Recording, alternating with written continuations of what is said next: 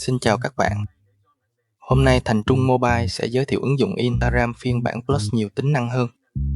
Ví dụ như tải video trực tiếp trên ứng dụng, tải hình nền đại diện và một số chức năng khác. Các bạn cùng tham khảo nhé. Các bạn có thể tải ứng dụng này theo link mình đã gắn dưới đây. Để xem chi tiết, các bạn có thể truy cập vào đường link bên dưới để xem trọn vẹn video nhé. Chúc các bạn thành công.